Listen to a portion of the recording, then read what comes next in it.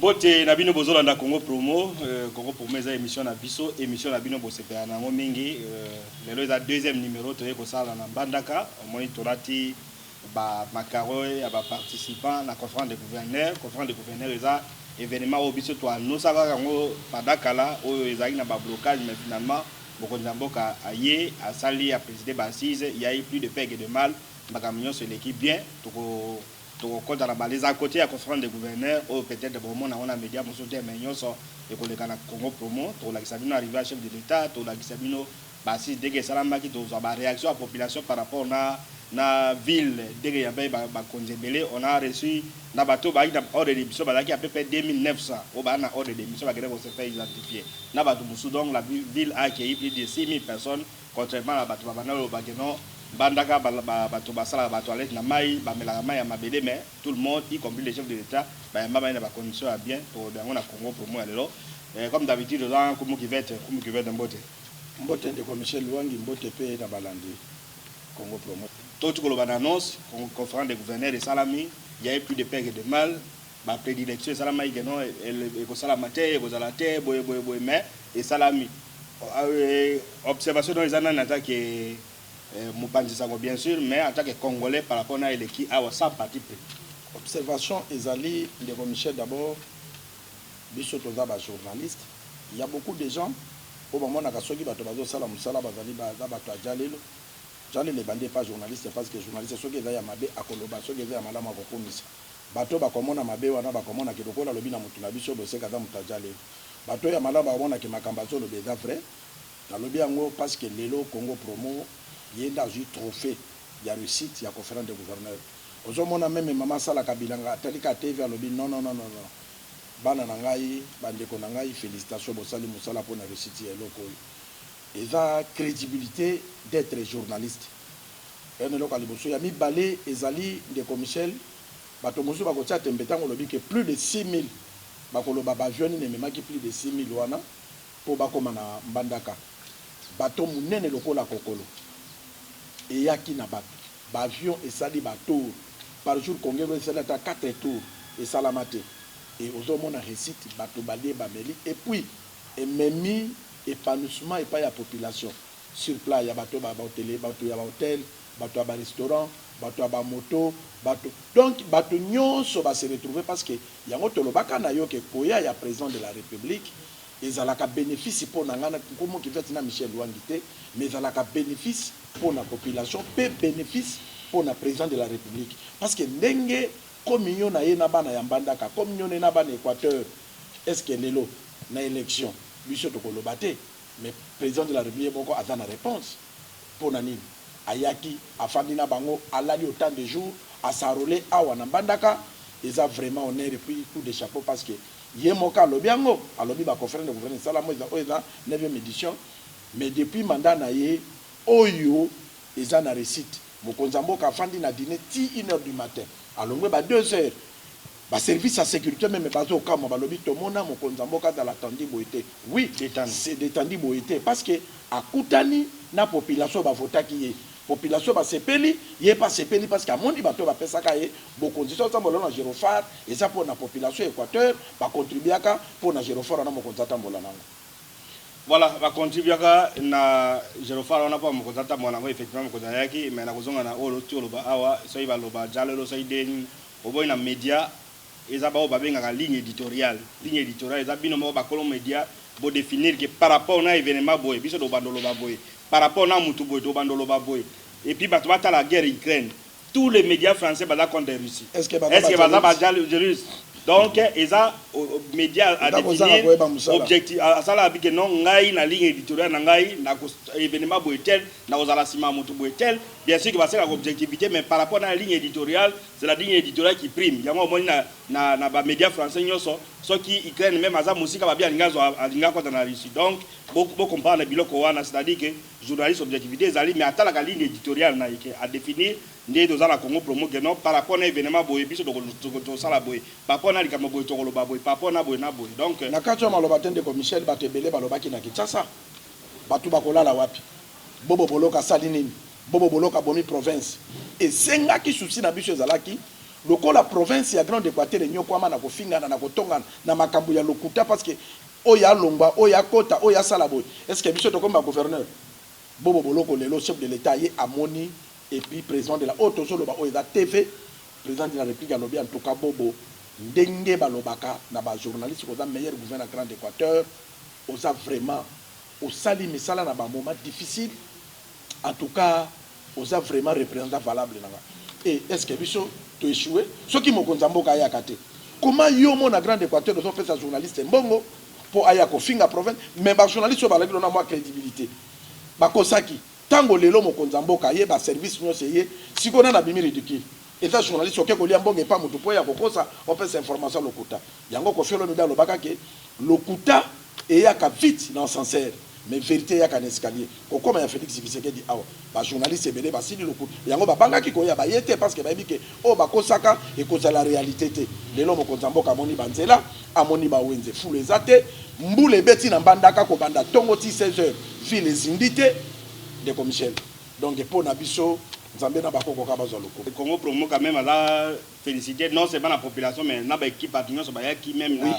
cabinet chef de l'état même ba soda même ba garde républicain ba soda ya mulongo ba garde bina ba commandant na bango to landa cabine félicitations à Moussa Bossa donc on ne pêche pas dans le désert alors to ko au fond du sujet total a condensé au ya conférence de gouverneur donc arrivé à chef de l'état ndega yaki conférence de gouverneur disons meeting à Salagi na Wangata début à conférence des gouverneurs, clôture na discours à gouverneur Bobo et puis la carte élément na Bokolanda comment population a s'approprier conférence des gouverneurs, qu'on s'approprie la cité que non et à mon avocat mais à bénéficier de la conférence des gouverneurs donc quand il y a la événement minene population pas recevoir vous allez vous rendre compte dans le reportage tout l'année tozongi la suite à Congo.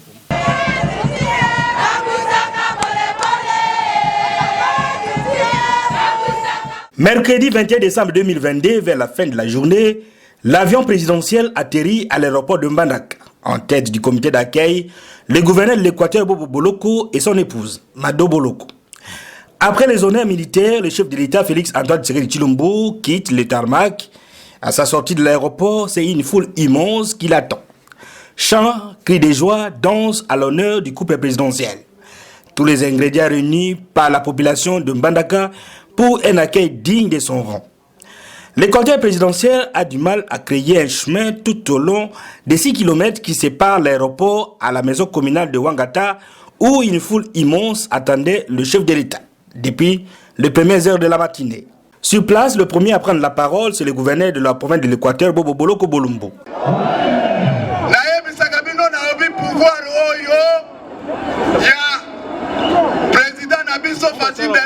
ezali ya nzambe boye te ya nzambe pona nini mboka na biso Kongo etambolaka na molili na kati ya libulu puise tozali ba chrétien bible eza koloba boye soki ozali na bondeko na Israël te ozali peuple moko ebunga boye te depuis papa akenda kozongisa bondeko na Israël kolongba ya mboka na libulu pe kotomba na ya mboka tobeta maboko. Il remercie le chef de l'État pour sa descente à Mbandaka et profite de l'occasion pour lui présenter des solutions intermédiaires prises par son gouvernement pour l'électrification des grandes artères de la ville de Mbandaka sous fonds propres avant que des solutions idoines soient trouvées dans les jours et mois à venir.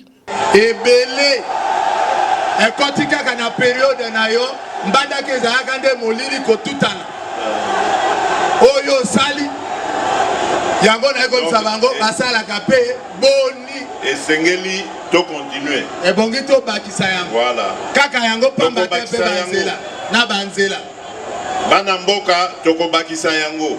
Pour sa part, le chef de l'État, tout en réitérant sa ferme volonté de mettre fin à la guerre à l'est du pays par tous les moyens, a exhorté la population de l'Équateur de s'approprier des acquis de son programme de développement à la base de 145 territoires. Na ko s'organiser natala bisika misala ezali ya kosala mais likambo nga nakangi na moto nanga na motema na ngai ezali surtout likambo ya courant na mai. Toyebi yango boyeba que na programme na biso makamone ezali bomoni ntango nalobi naluki moto asnel moto ya anser moto ya telemi anser ezali bato batiaka électricité na bamboka sikoyo na bavile te mais basali mosala ebele ndenge bozomonana bamboka ebele lelo na Congo ekoti courant donc tokolemba pe te tokokontinue boyebake mboka na biso eza monene Congo eza mboka monene.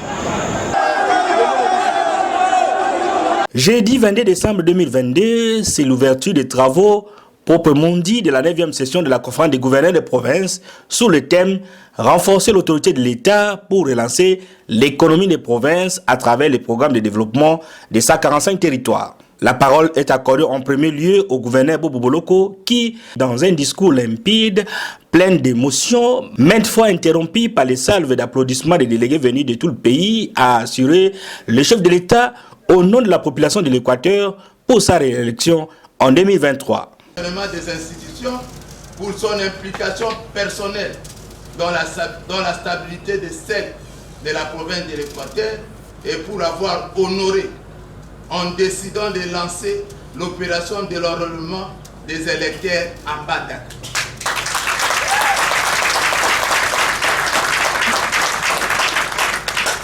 À cet effet, je voudrais vous rassurer, Son Excellence, Monsieur le Président de la République, du soutien indéfectible des filles et fils de la province de l'Équateur pour votre réélection à la tête du pays.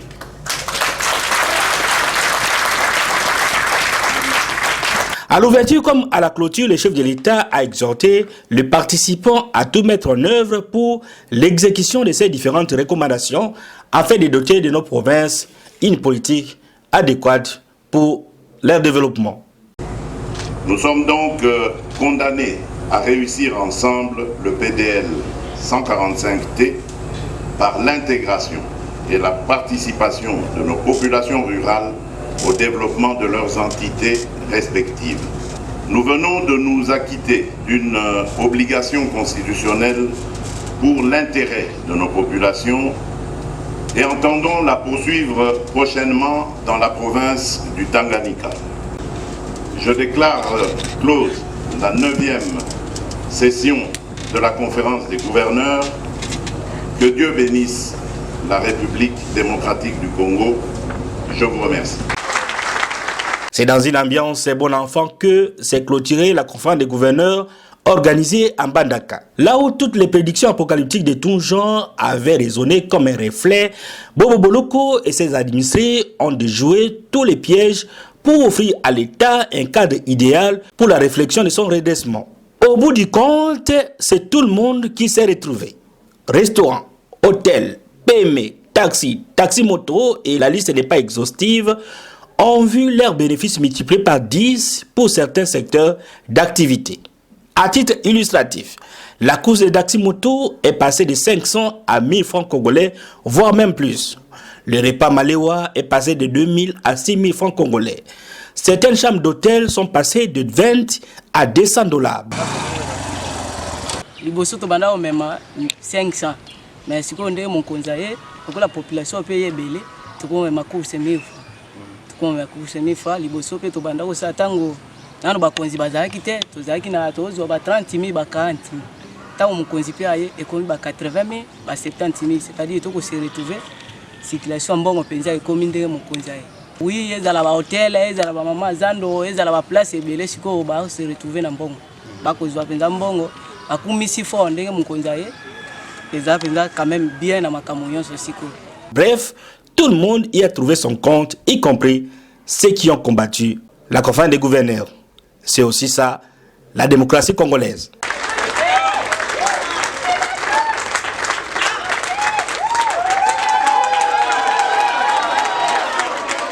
Alors, dans la conférence, na élément Otolandi, d'abord, gouverneur Bobo a sali discours, il a été applaudi. Non seulement donc délégation congolais na 26 provinces va produire et puis message le plus important disons à rassurer le chef de l'État que non grand Équateur, je dis de manière générale l'Équateur de manière particulière va continuer Félix Tshisekedi pour na azwa deuxième mandat. contrairement à au balobaka na Kinshasa tout ça, mais tous les gouverneurs bamoni pour ouest bamoni nani sans sa personnalité et responsabilité pe ya politique ya gouverneur bobo. Le commissaire yango tolobaka ke bakatsa ke balete pour na poso ke ndota la mboka. Tout gouverneur na kati ya chapiteau bamona ki valeur ya bobo boloko bolumbu parce que ndenge bayo kaka na ndenge bayo kokuta elekeli. Yango tolobaka ke ndeko commissaire tika nzambe a justifier yo. Moni bato bele balobaka Congo promo yembandaka atofuti biye na biso. Même le gouverneur boba futi biso biyete. On est venu seul pour na kosala musala biso. Mais les gens pensent que ndenge totanga kabobo c'est que bo apesa ka biso ba millions bo basala kabo. Il y a des gens aussi autozo lo baba mabe na bango na TV oyo ba l'équipe bobo na ba millions. Mais pour l'intérêt ya mboka de commissaire tolobaka vérité que bobo boloko azo sala musala parce que tokoya ambanda ke zalaki boite éclairage public ezalaki te banzela mbanda ke zalaki mais lelo mbanda ka banzela nyoso eza ya korape oyo ekoti makadam ekoti oyo eza batracteur de l'équipe fansa mabele même sur le l'état mobo tshiko lande na meeting ndenga tshiko loba ke batongaka nzela te kosali kaka lelo ozomona donc elakisi ke et puis tango bayoki discours au gouverneur Bob bamoni ke oui azo mérité kozala gouverneur ya province ya Équateur et lelo ba politicien na biso conseil d'opé sa bango de comité parce que toko zo tenter pour na kolobela bato mais conseil d'opé sa bango ka ba changer oui bien sûr les ala qui ridicule bato musu ba ko déplacer ndenge nini gouverneur ceux qui sont conférence de gouverneur que sala maka ba ministre ba yaka ba ministre ba za ba invité nde ba yaka ceux qui pendenge ba ministre ba neti ba gouverneur ba ndeko ebele ya grand département ba ministre ba yaki bokoki koya mais yo komema na ba journaliste na yo o komema na bato ebele o komema oza no invité te pour faire quoi. Tout ça qu'on a connu quoi nous Nzambe a justifié kaka en Équateur, a justifié pouvoir de Félix Tshisekedi da pouvoir Nzambe, a justifié Bobo Boloko que pouvoir Nzambe parce que des commissaires et a black té na ba moment difficile boye na ba diabolisation ba sala ki bobo penzamba tombo loboko ka mona mbali wana pona komema Félix Tshisekedi ko koma aw. Lelo ba soterrain nyoso wana balimbi sange vengite ta qualification. Ba soterrain nyoso wana ba kozala lisusu na même c'est pas ya bobo té. Parce que Bobo Bandopé, c'est ce qu'on rapport na président de la République. Pour pas faire na président de la République. Non, mais Azar représentant Yaïna Awa. Après ça, donc, à continuer comme ça, comme après ça. Oui, parce que Libosé Zalaki Moutakobenga Ebo Yomoni, Ngai, Tobade Kolanda yo. Mokontambo Kakoya Wate, Pongaï de président Yokak. Ngana Fungola Kaba congélateur à chef de l'État Nandakunaye. Nga Mama Denise Ayebingaï. Mais Biloko Ane Sili. Les lobo Boloko Bakouta na président de la République. Bafa na président de la République. Parce qu'il n'a président de la République, mon Konzambo a tout lié tout le podium. À lobby représentant Nanga Awa Eza Bobo. Puis aux hommes on a même photo illustration on a Patrick Azotia, on a madame ya gouverneur Bobo. Na Bobo Boloko bazo saluer couple présidentiel. Donc il faut que maman Bobo Boloko azali maman ya mabota, ba negre kwa te balingi etanga yo kopesa à koti. Aux hommes on a des commissions tala communion, il y a représentant na chef. Voilà, total l'école million représentant la chef, mais comme mieux sur la population, c'est-à-dire que quand on disait que conférence événement est salama, ils avaient pour retenir Bendera Batoté, ils avaient pour Komboya Mboke Yeban. On m'a dit, je crois que ça peut être pour la première fois, disons, mais pas première fois, mais on m'a dit que dirait que ça a mis en Banakata 3 jours successifs, direct. Donc c'est grâce à la conférence des gouverneurs. Il n'y a pas que ça. Il y a des effets d'entraînement. Bateau. Hôtel, parole. Moi, hôtel, ils ont 5 000 et comme $35. Vous t'en serez retrouvé. Moto, Tolandi, cours c'est à 500 et comme 1000 et comme plus. Versé comme 80 000. Miss, ça s'est retrouvé. Hôtel à $20 et comme $200 des reporters. Alors, n'est-ce pas, conférence de gouverneur paye. Population à s'en approprier, à se retrouver chacun à mon salaire au salaire. Oui, tu as fait la hausse des prix, mais balobi que ce qui est la cher. Bateau bazala qui n'a pas hôtel, tellement tôt il y a popularité, il y a sopana qui n'a vu la bandaka, hôtel il y a 5 000 francs et maintenant il y a $35. Hôtel il y a $100. Même ministre Molène de Sakom, place à Zala qui loge, va multiplier prix à hôtel. Donc, c'est-à-dire que c'est réservation à $100, conférence est commis, on a $300. Patrick Kitoko, ailleurs, Liboso d'hôtel, a joué chambre. Avant de conférence de gouvernement, il y a une autorité libérée sur Tuana, il y a 150 libérés, tout est ministre parce que ma place sur l'hôtel a bien vu, parce que ma télé est là. Alors, nous avons dit, il y a libéré $1 000. C'est une spéculation. bapesi ye alors il faut apesa nga osala combien de jours 4 faut apesa nga mbongo cash so apesi nga mbongo nanga bajour cash aganye koleka mbongo koleka na kolo hotel problème esali ya bahausse de prix yango wana ezali teke baopérateur économique équateur nde bamatisi bana moto ezalaka 500 francs moto ekomi soko olongwe awa si okoma na parc il faut futa 2000 bamosusu basali ba 200 000 bamosusu nyonso na 80 000 même na Kinshasa jamais mais ezala ngo mabete même ezala hausse ya bango bien fabriqué na bango mais c'est qu'il y a important que monge côté ba se retrouver mais c'est ça maman ya lila batekaka 300 francs ateki lila na 1000 francs président de la République azali papa ya mabota tango ya ye bayembaka nini papa yenza le siliti Équateur sepelaki parce que papa yenza le siliti mbanda ke sali direct 3 fois outi koloba yango bana ya grande Équateur na ba couche nyonso ba se retrouver mboto ezomona na lisusu te eloko moko eza lisusu te c'est ça bango pe na mandat ya Félix Tshisekedi balobaki mokonza mo ko tala biso bato hôtel ba se retrouver bato ba restaurant ba se retrouver bana moto ba se retrouver ba taximen ba se retrouver tout le monde ba se retrouver. Donc ezali ka pona boboye moko te que non so président ya ko matame biso auto bandaki ko loba butu moyi to se retrouver parce que présence ya chef de l'état na mboka mais s'il plan bon directeur Giscard Azolanda biso po baloba te que nkumu akosu bien boy apesi biso ata 1 franc te presque non se couvra qui activité dans local mutu moka zimbongo te tozo loba yango parce que ba okendo loba kuna ke omo konza mboka to bimisi mbongo to pesi mutu moko azimbongo te biso toye awa comme presse officielle à ville à Kinshasa to sala ki visibilisation de l'état avant équipe d'avance to tamboli grain quoi to ye awa to futi ba billet biso moko hôtel tozo futa biso moko nous sommes ici sans rien gagner même 1 franc. Et todo ça de la mokonzamboka musala jusque là pour na kolakisake c'est ça être patriote. Et ate que tout ça de la mutu musala pour futa kabiso kaka te. Et ça pour na kolakisake esengo na biso zala kinini. Bobo boloka koma na bandaka azala gouverneur ndenga za gouverneur awa et président de la République a même tous les 25 gouverneurs y compris na bobo lokola 26 gouverneurs awa bamona ke Équateur za zambate Équateur batope bazali ba vivaka baliaka batambolaka bape na bandako abeba na hotel bien batambolaka pe na bamituka comme tout le monde. Donc et campagne basala ki intoxication biso to lingaki batu nyonso ba ya aux yeux du monde et lelo et monani po na biso et sengo na biso yango wana mais ça po na mbongo te. Voilà, to rappeler que bato ba na ba ordre d'émission wala place to gendeki ba statistique officielle na bato ba na ordre d'émission ba se fait identifier 2900 personnes. Na bato musu bayaki na bavwa musu sa ordre d'émission na ndenge na bango on est arrivé jusqu'à 4000 personnes. Donc Salami et puis les gouverneurs ont été logés dans de bonnes conditions, dans de très bonnes conditions. Donc félicitations à la commission d'organisation, tout ça. Alors, il n'y a pas que ça, il n'a pas que il a balabal à visiter Ivoire à Bandaka, contrairement à ce qui se disait.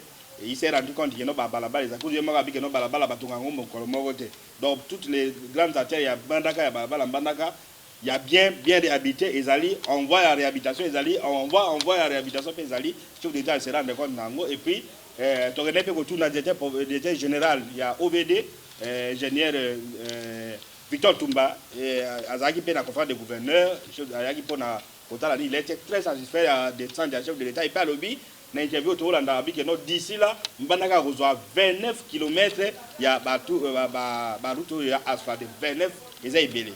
17, il y a 7 Ezali, tout ça, donc tout ça c'est grâce au chef de l'État. Tout le reportage, il y a Victor Toumba ingénieur, depuis Akoma, na OVD, donc à Zosala Magamé Boussilé, tout ça, Congo Mobimba Ville, Nyon Sondé, Azawana, na OVD, Magamezo le Kabé, tout le reportage. En marge de sa visite à Mbandaka, dans le cadre des travaux de la 9e conférence des gouverneurs, le chef de l'État, Félix-Antoine Tshisekedi Tshilombo, a fait la ronde de la ville pour se rendre compte de l'état actuel de la voirie de la ville. Ça et là, des chantiers sont ouverts et le chef de l'État s'en est rendu compte. Le directeur provincial de l'Office de voirie et drainage, l'ingénieur Victor Toumba Chikala, s'est dit satisfait de cette descente du chef de l'État. Naïm a plus de son temps pour voir un peu l'état de voirie. Vous savez, la ville de Mbandaka, d'une manière générale, a des voiries existantes. C'est structuré. C'est une ville qui a des voiries qui sont structurées. Et la plupart des voiries, bien que c'est en terre, aujourd'hui on peut rouler là-dessus. Parce que il y a les assainissements qui sont en train de faire. Donc actuellement, il y a 2 grands programmes qui sont en train de se faire dans cette ville. Vous avez le programme qui a été monté par le ministère des Finances et le ministre Guy Luando, le ministre d'État, de 19 km de voirie qui sont en train d'être exécutés par l'entreprise GGPI.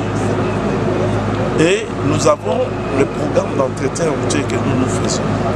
Nous avons déjà fait 500 mètres en quittant l'aéroport, mais nous sommes butés au problème des bitumes, comme vous savez actuellement. Vous avez entendu son Excellence, Monsieur le ministre d'État, dans son intervention. Il a expliqué la difficulté qu'il y a de pouvoir trouver aujourd'hui les bitumes. Nous avons déjà acheté les bitumes, mais qui est à Kinshasa, qui attend d'être amené ici.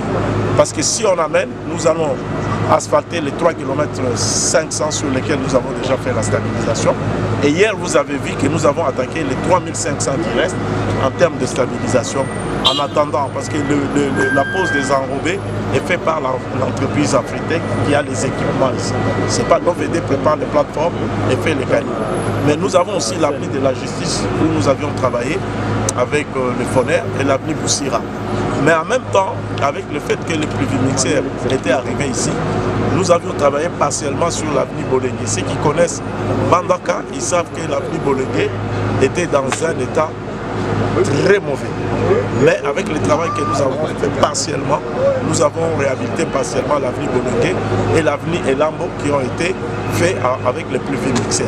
D'une manière générale, en complétant les 19 km qui sont en train d'être faits par GGP, plus les 7 km, à peu près, disons 11 km que l'OVD va faire, la ville de Mbandaka pourra avoir au moins 28 voiries qui seront réhabilitées. Mais vous avez l'avenue Munji qu'on venait de faire avec Afritech, mais en dehors de ça, vous avez d'autres avenues qui avaient été faits à l'époque, dans le cadre du programme PDI, le programme de développement avec la Banque mondiale.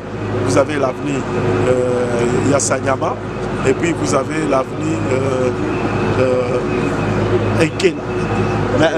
Mais en sus de ça, en 2011, nous-mêmes, l'OVD toujours avec Afritech, vous avez fait la promotion qui était déjà faite. Donc on peut se dire aujourd'hui, on peut rouler en Mbandaka convenablement, même certaines voiries sont encore en terre. Mais nous pensons que si ce grand programme est fait, Mbandaka se situera à plus ou moins 28 à 30 km qui seront réhabilités, asphaltés.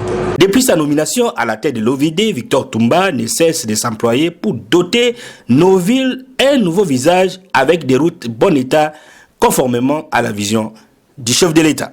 Alors, la campagne, on a toujours dit que Mbandaka Zagara va venir, mais ingénieur, il y a mon DG OVD, alors d'ici là, Mbandaka a 29 km de route asphaltée. 29 ans, par exemple, toute la commune de Limité, toute la commune de Ngaba, toute la... Donc, moi, je suis en donc, à pouvoir aussi 29 km, donc, je suis en train de faire ndeko Michel omoni tolobaki yango ake coupe oyo tozwi oyo eza ya bobo te eza ya ngana yo te eza ya mama présidente assemblée provinciale te eza ya Grand Équateur mobile tango yo mona ya Grand Équateur opesi journaliste mbongo pona aloba makambo ya lokuta ya kofinga province na yo bakoko bakufa pona na pauvreté na passe na Grand Équateur pona o étouffer que développement est en Équateur. Moni ba français balobi que souka nde kataka makambo. Okozala lelo na mbongo ndeko Michel, mais souka nesko kozala nango. Nana leka ki sabena na mbongo. Mais yo kobi kozwa mbongo no pona ko détruire di bato.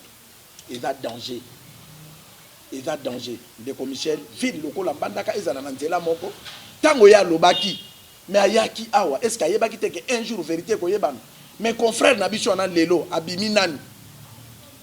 Abiminan ndeko Michel conseil peut kopesa na biso bato toza pembe na Félix Tshisekedi parce que biso doit ba journaliste muto nyonso za congolais mais o bazui ba fonction ba keba mokonza mboka alalité pe azayuma te mais aza grand singe amona ka ba danger na musika pe silence na ye agisaka na mo retard eza te kazo mona te nana ndimaki ya kolongola ba conseiller spécial conseil spécial balongwe. Spécial balongwe. On donne ce que quoi étant quand on a Mbandaka. Azo que moi on demande ayaki to sibalo sala musala tout ça moni les même et loko biso to kosenga na bokonzamboka ça ko flatter. Tango ya da président de la République ndeko Michel, il faut tia bato o ba ko travailler na bato ba yebi. Parce que ceux qui de la vie français mon quartier directeur de la communication. Akoy ba communicateur à Congo ndengeni. ozomona tala toye événement monene na chef de l'état ba émission oyo esalaki mosala chef de l'état directeur Eric a fait voyager biso na Mbandaka avant toke Guado et l'autre côté mais comme na événement atindi ba communicateur na réseaux sociaux journaliste officiel ata moko ya ata 100 francs ezate eza ba erreur grave et biso tokosenga na mokonza mboka soki akoki kotia mutu biso tokosenga ata Giscard azala titulaire na communication parce que Giscard asali na digital. J'espère que ba confrère nyoso balaki na Mbandaka awa avec Giscard bakozala de cité Giscard azana tozo lobelela été pour apesi biso ata 100 francs te mais tozo lobelela parce que azana respect na biso façon oui pour aborder bato akomona boy Michel akomona boy Patrick akomona boy Nkumu c'est mieux batia yewana parce que même en 2023 même une élection toko travaille bien na ye mais directeur de la communication soko tali bien akendaka na mokonzi na ba province te soki mokonzi azo kende États-Unis nde akei soki azo kende Hollande akei soki azo kende Londres akei voilà. Bon est-ce que bato ba votaki mokonzi za Londres na États-Unis non c'est-à-dire que ça ba congolais non il faut to profiter to le bana président de la République parce que tant que to travailler ba gratuité oyo et ça pour na bénéfice ya Congo se développer mais ceux qui tozana mutu oyo za ko utiliser bato azo yeba importance ya bato te censé l'arrière dans la cabinet chef de l'État. Non, c'est pour dire que bientôt les élections le président Sarolé. On comprend. À Sarolé na Mbandaka ba élection ko sala. Nous serons dans une compétition électorale où oui. Alors au moment là que candidat président sortant, candidat président, le président sortant za candidat nini mais il n'a qu'une seule presse donc bato cabinet naé n'a peut-être moins TNC. Mais bah, opposants, ils ont plus de 20 médias. Est-ce que vous allez dire que l'opposant a plus d'argent que le président de la République? Tous ces abattus coordination, ils ont ça la bien. Donc, essayez de voir, au moins même, nous respectons, nous disons, mais chef de l'État, les journalistes m'ont quitté le premier jour. Pas quitté. Les journalistes m'ont quitté, mais chef de l'État, les journalistes m'ont dit, il y a mon gars qui dit signe, qui dit mou. Alors, vous qui êtes vos collaborateurs, signe, alors, nous sommes quand même, les gens sont quand même éclairés au niveau de la presse locale. Mokonzi aye donc basali ba journaliste locaux bazolo ba bageboye ata nini te ata maïté c'est pour dire que le chef il est chef pour tout le monde il doit avoir les gens qui travaillent pour lui au moins même musala ba oyo sala ba journaliste les militaires bazaki simana biso bayebi ba militaire ba mona kutu que non bazo na souci ya mokonzi ke bato ba responsable ba communication et même ba militaire bazo sala yo tala colonel abengi alobi komo bino bokotele donc parce que côté ma wana musala bino bosale la mokonzi bozo mériter le côté et puis soldat muto abengi Giscard poya wana ke na moni ba journaliste ba telemi awa. Qu'est-ce qui ne va pas? Voilà, il ne faut pas être trop sur le toit parce que alors, nous allons rester toujours dans Mbandaka. Il y a eu des mobilisations. Il y a eu des mobilisations. Il y a eu vice-ministre à budget. Élysée. Boukoumaya, Salakipe, mobilisation à partir de Pouna.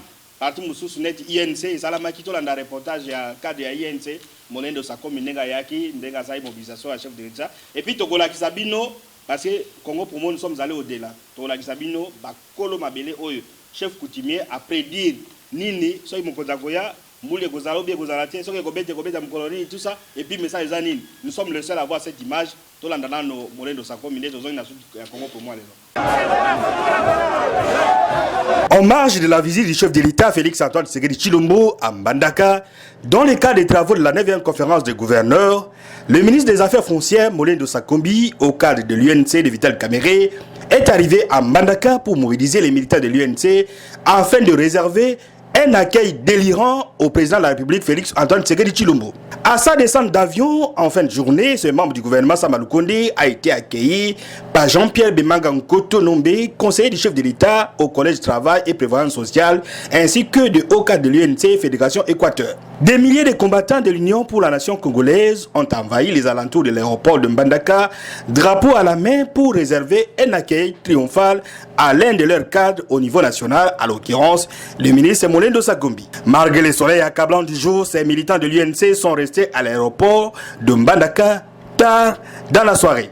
Après la brève et symbolique cérémonie à l'aéroport, Molendo Sakombi et les siens sont descendus au centre-ville afin de peaufiner les stratégies pour une mobilisation sans faille au chef de l'État par les cas de l'UNC, Équateur et les environs.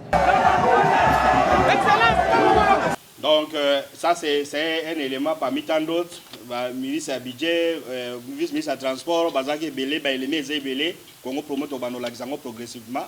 Alors, je viens de dire tout à l'heure là, Togene comme on a Nzambe Abakoko, c'est un grand chef spirituel à niveau équateur Awa, par rapport à l'arrivée à chef de l'État, Abike Ifalaya, Abike Nkokoma comme en Équateur, c'est loyer, et ça que non à suivre Mabokonje comme Yaye.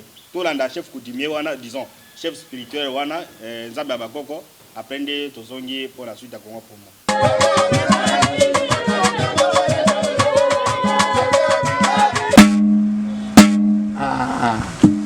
Yango nasepeli makasi po nanganga kipe mingi po na chef de l'État aya po nenga azali koleka soko anyati province Équateur te musala moko ekosalema malamu te. Au centre du monde entier c'est l'Équateur, centre Afrique c'est Congo, centre ya Congo Sankuru, Sankuru pe oti na Équateur. Yango ebongina anyata mabele ya Équateur nde abanda kusala musala.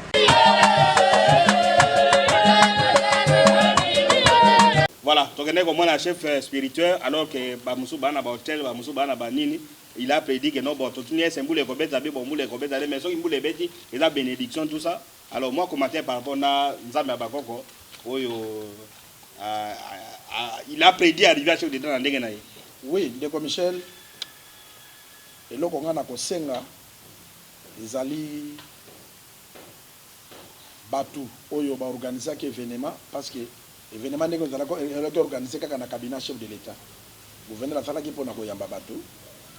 D'abord, on a félicité Molendo Sakombi, Kokitanaye, na Moutoua Yambaki Bango, Oyazali, Jean-Pierre conseiller chef de l'État, mon aya Équateur, Ayaki Koyambape Molendo Sakombi, mon aya Équateur, mon Grand Équateur.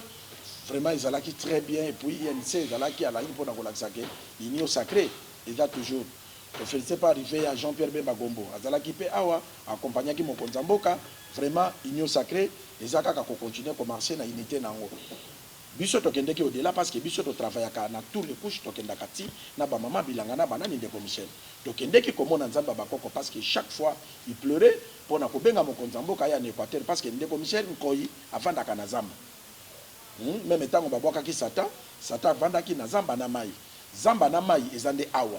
Bokonzi pona kozwa yango il faut nyata mabela Grand Équateur ko kita mo Konzamboka yango moni bato même ba garde na bazo kamwa ba musu boto ba mais mo konza fandi kimia boye azana esengo boye ba partout kenda kana na province ya 50 bi akomi na mabele na ye awe zali centre forêt équatoriale milimo nyoso ya Congo ba fanda kana na Zamba oyo ye mo Konzamboka komi nyona grand parce que yende numéro ya ba chef coutumier yango tokende komona Nzamba Bakoko alobaki yango na tuni po na ngana zalaki na inquiétude bambula mbanda ke za mabe mokonzi azoya est-ce que boko kanga bambula ebeta ta lobite mokonzi atambola kana mbula na bakake kokoma na soki mbula ebete seke to yambi ete mais mokola liboso mbula ko beta te mais il faut mbula ebete komona ki mbula ebeta ki pour dire que côté ya politique to pesa kapé valeur na ba chef coutumier et ça très important parce que bango ba contribuer à trop spirituellement bango pe babenga ka premier chef coutumier et da Félix Tshisekedi Tshilombo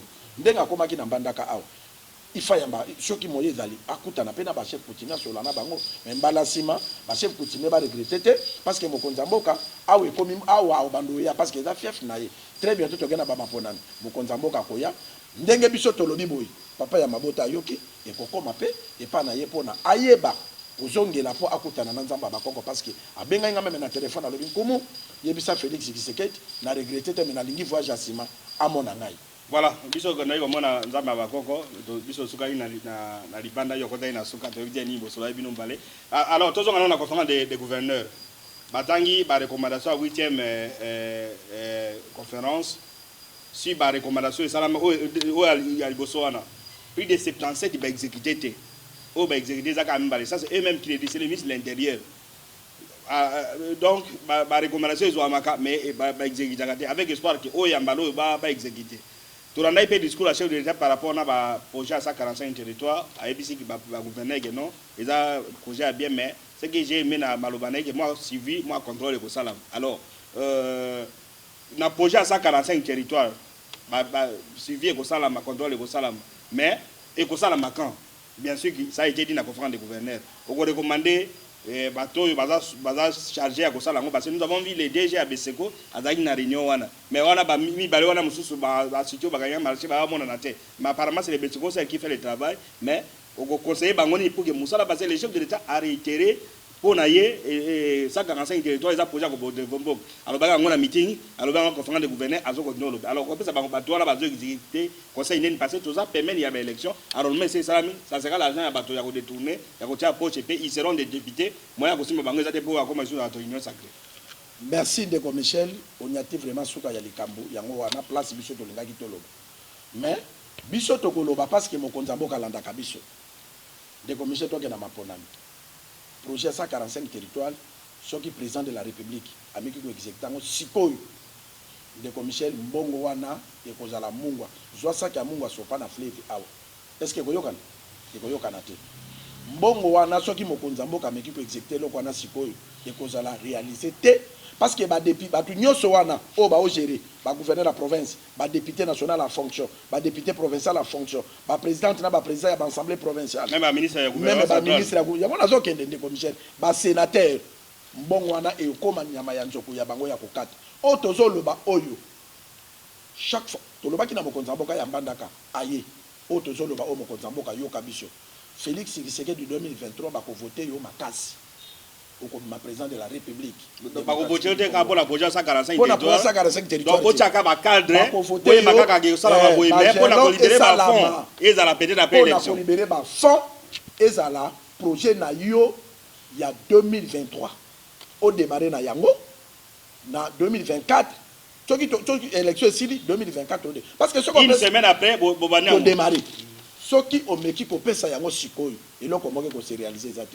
Pourquoi ministre de l'Intérieur le que ba projet nyoso ba programme nyoso bazwa ki na conférence de recommandation exécuté salama ki na Kinshasa exécuté mais pour na biloko wana bango ba kozwa mbongo soki ye ba député bazui baza ba juger parti baza ba intérêt na cadre de ça ba recommandation ko sala ke nombo ke za développer ba ko sala ngoni na vacances parlementaires c'est ba kenda kana bureau ya assemblée nationale et pas président pour na kozwa ba mbongo bakende kotala ba base bana droit billet avion aller bana droit billet d'avion bana droit nini mais est-ce que bakendaka te basa na kitasa ba fandi ceux qui va ka copie ya mbongo ba fungwani yo remarqué kaka tango basale kaka ba commission ya 145 territoires de commission yo bi combien de bateaux ba ba former ba créer bon jalo kuta ba créer boy bango ba kasala biloko bazo sala service yebité or que bango badama yele ko le service c'est qui musu kuta comme osenga ba aller local qu'il faut dans un compte 3 millions de dollars. Okay. Donc azo bank sabango mais mutu moka ko financer 3 millions de dollars de ba marché nyos. Donc c'est pour dire 3 millions de dollars. C'est mal parti. On a pesé le côté parce que bana bambongo basi ba yiba. Vous remarquez même temps au koko commandé konanga. Président de la Togo PCP ba idée mususu parce que biso to sur la kana population. Comment ministre national to bandaka ministre aza commerçant alingi azwa tu asombi zamba akataka nzete ekoti na masuwa azwi banzela asali boye ministre soda commerçant est-ce que y a un sens biloko wana yango ezo mema to ya manque ya sérieux na ba affaire de l'état conflit d'intérêt donc azana intérêt na kati akomanda ko combattre le gouvernement parce que tango yako ya awa par exemple tu peux savoir province Équateur ngai naza ministre national na ye pa bobo na bibobo na lingi na somba samba ya mbandaka boba lobi oh samba eza ya mboka o somba ndeni o telemeli ngai na kota ka conseil des ministres chaque fois na président de la république na kolongola yo o somo de loke zo bomo mais soki ba pesi ordre que ministre national colonel général à cause de la commercité maintenant oh déjà des même loi ezali même ordonnance portant fonctionnement il y a gouvernement collaboration entre les présidents de la Bible et le gouvernement biloko wana ezali mais les gens ne respectent pas nana yebi yango teke ba ministre national bato wana bazo sala biloko wana donc pour na projet 145 territoires mokonzambo l'État zo payer yango donc il a un intérêt sur ça mais à ce moment ici que enrôlement bandi ces gens là vont aller dans la campagne d'enrôlement la campagne électorale bon risquer et que les lobby que non ils allaient donc il peut garder ça et comme on est 100 jours 100 jours ils ont dit à Mabé mais structure evana mi baby que non ba pesi moto botel nini ba ba ça misala ba demander la 2023 donc na 2020 ba demander après l'élection mais ce pas ça la ngo sikoyo ça sera l'argent pour tout le monde et puis monta wana tendeko ba ONG nyonso eko gagner biloko wana batu naka batu ya mboka est-ce que boyebi ONG oyo esala nini toyebi yango te bo pesa bango financement te mingi service à contre mi bata ya journaliste netre lokola babiso voilà na awa ba éviter ki ministre à plan mutazo coordonner ba biloko wana ministre à plan pas dans la transparence après ça déjà ba liste ya ba PME ba disons ba onjo ba gagner il faut que publier parce que c'est la de il faut pas cacher ça publier la liste des gens qui ont gagné les marchés pour de travaux de 145 territoires alors na kati ya nini on a aussi reçu une information ministre va on a nini ba moko ba se bougumès disons ba bougumès ba té ba négocier faire que non ordonnance chef d'état a signé ba vendre lango ça mais on donne l'information à la conférence de gouverneur que ba notification et bandi à la Grand Équateur alors ba bougumès ba yesiko na ba commune dozo wana na Kinshasa place biso vandaka conseil ni no kopesa bango correction ni ba ko sala par rapport na ba o ba yesika tout en sachant que comme na ba réseaux sociaux magi na Kinshasa plus de 20 bourgmestres ba espace la Kasai ne ba vendre koloba tout ça mais tout ça ce sont des Congolais les gens ont été nommés c'est un acte du droit administratif et raison ressources humaines conseil ni no kopesa bango par rapport na misala passé vous êtes administrateur du territoire vous êtes sur le secteur vous êtes bourgmestre c'est faut le faire le travail et non ka pour na uza ba mbongo ba mariage na bani de Michel ngana za moto motote naza notable ya commune na Barumbu bana ya Barumbu bazalaki na passe pour na kolongwa ya Guillaume Ilunga parce que Guillaume asali misala na Barumbu mbala ya liboso na Barumbu baye ba bourgmestre na Kombo ezala ki Guillaume Ilunga oui accueilli bourgmestre oyo aye azaleki ya ministre intérieur ngai na yebi ete na yebi ndé ba bazolo ba yebi ministre intérieur aselo bane batebele badana simaselo wana bazabana ya Barumbu aselo azamona Barumbu na kopesa e conseil apesa bourgmestre wana kaye bana na Barumbu asala musala correct parce que oya sake yake oya ye wana za mokonza bana Barumbu bayamba bango conseil na kopesa bango ezali nini ba nommer bango na moment oyo mokonzi ata ko atteindre population loboko pour na deuxième mandat basala musala parce que ba bourgmestre ba longwe neti ya lemba ngana ke na lembe tant que journaliste d'investigation bazo regretter Jean Saka bazo regretter tala neti na commune bazo regretter Jean Saka bazo regretter ya limité na bosa ikombo na ye nani na pe kombo na bosani donc c'est quelqu'un qui a travaillé bazo regretter pe bourgmestre ya commune na Kinshasa mama wana tanga kutaki commune na Kinshasa la ki poubelle mais ba miti ya commune na de Michel mutazo bima akokotela kuna na kalembelembe abimi mutu akokota boye bato ba peinture na coin maman wana komi apesi valeur na maison communale a clôturer yango a créer même kermesse na place ezala ke koma kande toilette publique na terrain wana ya cardinal Malula mais lelo balongoli wana batinde na kitambo pour faire quoi fallait batike kaka wana ezala ki ba erreur o esalami na ba nomination wana mais toko senga bango basala misala ndenge ba prédécesseur na bango basalaki parce que ceux qui baye na folie de grandeur ya konuka ke neti o ya Barumbu ceux ka yeke no ngai nasaleki aselo bana Barumbu bako kende pe webisa parce que aselo mabele na eza Barumbu biso ba notable Barumbu tanga kokoma toko sala audience pour na tokuta na ndopese ba conseil mais bato nyonso babimi neti o ya Mbandaka balobi aza mutu yorgay maire de la ville asala musala soutenu par les radicaux ya IDPS or que de commission soulever le comme important tango biso to komi awa chef de l'état sa kitine aéroport IDPS babundaki na siège na bango IDPS batu ya mbongo na batu ya Yves Balo est-ce que Yves Balo secrétaire général IDPS tiana no sérieux na IDPS Équateur nani bato babundi bakati même banderole à chef de l'état ce monsieur doit être bas l'interpeller makambo tozolo beza lokutate so boningi tozo ba interview ya batu awa mais to boy parce que même interview ezaki mettre collection na Congo pour alors odioti ko loba babu mes ba regretter mais ezala ba mususu ba ke bazo ba CPI ba kende net ya matete donc bato ya matete ba se beranga avant na matete akende bato bazo check devant paroisse Saint Alphonse wana bourgmestre donc en face ya commune bourgmestre azo sa eloko te donc ba sa nano ba biloko to moni ana Mbandaka bato ba check na ba la te Maintenant ils ont intérieur banani mais tala na awa